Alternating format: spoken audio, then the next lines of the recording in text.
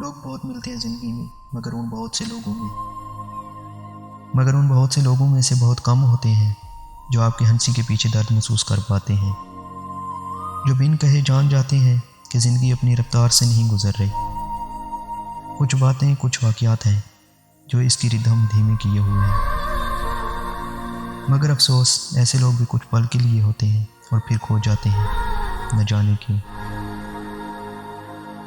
کبھی کسی نشہ کرنے والے کا نشہ ٹوٹتے دیکھا ہے آپ نے؟ میں نے دیکھا ہے۔ ایک نشئی ایک شخص کے جوتے صاف کر رہا تھا، کہہ رہا تھا ایک بوڑھی کے پیسے دے دو۔ اس کو دیکھ کے مجھے بہت رونا آیا۔ یہی حال ہوتا ہے محبت میں، جب انسان محبت کرنے والوں کا بدلتا رویہ دیکھتا ہے، چاہے وہ محبت ماں باپ کی ہو، چاہے وہ بہن بھائی، چاہے دوستوں کی، چاہے وہ محبوب کی۔ اس لیے خدا را جگہ جگہ اپنا پیچھے ایسے تڑپتے وجود مت چھوڑے، کسی کو محبت میں دھوکہ مت دیں۔ جب ایک شخص آپ سے سچی محبت کرتا ہے، آپ کے لیے روتا ہے، تو پھر آپ کیوں اسے بے سہارا کر کے چھوڑ جاتے ہیں؟ آپ بھی جانتے ہیں اس کی محبت سچی ہے، پھر بھی چھوڑ جاتے ہیں، آخر کیوں؟ اور پھر چھوٹی سی بات پر آپ نے محبت کا پاکیزہ رشتہ ایک پل میں توڑ دیا۔ کسی کو دیر سے اور کسی کو جلدی معلوم ہو جاتا ہے، کیونکہ آپ ان لوگوں کو کھو دیتے ہیں جو بہت مخلص اور انمول ہوتے ہیں، اور جو کبھی کسی کا کسی بھی حال میں برا نہ سوچتے ہیں، نہ چاہتے ہیں۔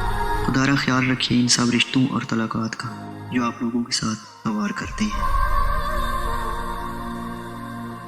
محبت انسان کو بے بس کر دیتی ہے، جیسے کسی کے بات کو باندھ کر بٹھا دو، بالکل ویسے ہی دل کے ساتھ ہوتا ہے۔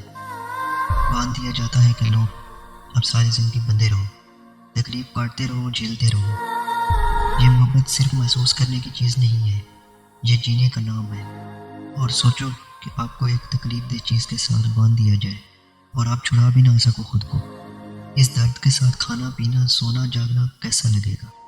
لوگ جھوٹ بولتے ہیں کہ اب وہ بدل گئے ہیں، محبت باقی نہیں رہی، لیکن میں بتاؤں کہ محبت آگ جیسی ہوتی ہے، جس کے دامن میں لگ جائے اسے خاک کیے بنا نہیں چھوڑتی، اور جو خاک ہو جائے اسے دوبارہ کون بنائے؟